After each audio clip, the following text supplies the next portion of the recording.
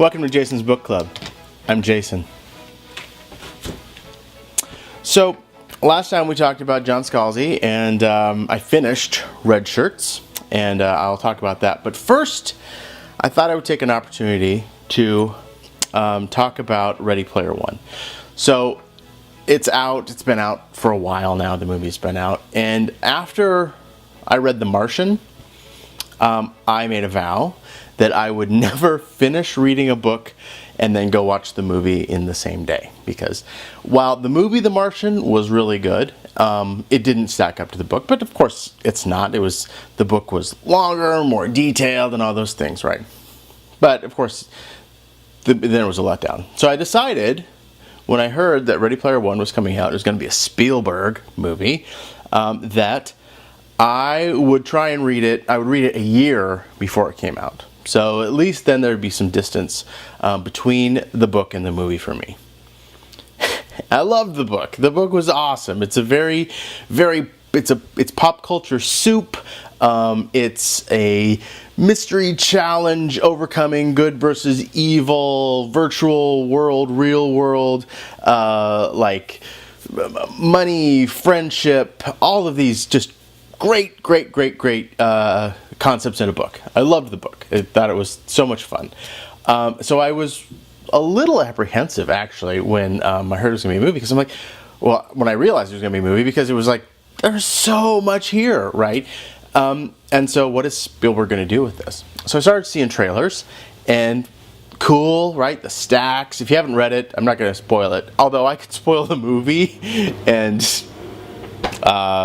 you would still read the book and you wouldn't know anything, because basically Spielberg took elements of the book, kind of the core tenets of the book, and then redid the story carte blanche, which he kind of had to do.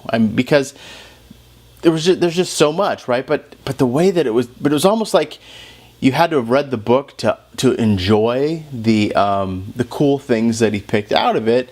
And then, but when you had read the book and you look at it, you're sort of let down. So I imagine if you hadn't read the book, the movie would be somewhat entertaining. I think it's getting like a 70 or 80%. So it's on Rotten Tomatoes. So it's not an overwhelmingly beloved movie. But man, just like even picking out the like nicknames and how characters meet each other and how they join this tribe and all these, it's just sort of like, oh, bloop, it's done. Oh, bloop, it's done. It just kind of moves on to the next. And there's really not a lot of character development, and I'm really not invested in their story or their journey. It's mostly about, oh, let's make a virtual reality movie where you put this on and you're in that world. So anyway, what I'm saying is, read The Martian and read Ready Player One by Ernest Cline, but don't expect much from the movie. Unless you haven't then watched the movie, and I would like to actually hear what you think of the movie without having read the book, because I'm biased, of course. Well, the book's always better than the movie, Jason. I don't know if you're aware. Yes, I'm aware. Thank you. But just in this case, I was severely let down. Elliot is actually going through a similar thing right now. She and Anna are reading all the Harry Potter books, and after she reads the book, then she gets to watch the movie, and I think she's enjoying the movies, but it's funny for her to have that same sort of experience. So yeah, you can email me, jason@deltaparkproject.com, and give me your thoughts on Ready Player One. So, what else was I going to say? Oh, I finished reading Redshirts. So it was different than I thought it was going to be, but it's a great book. It's, without giving it away, it is, so the Redshirts on Star Trek, if you're a Trekkie, they're the ones, you don't know who they are, they go out on the away mission with all the main characters, and they're usually the character that dies. So what if this character becomes self-aware that this is happening to all the other people on their level, right? And then they want to take control of their own destiny. And what do they do to try and do that?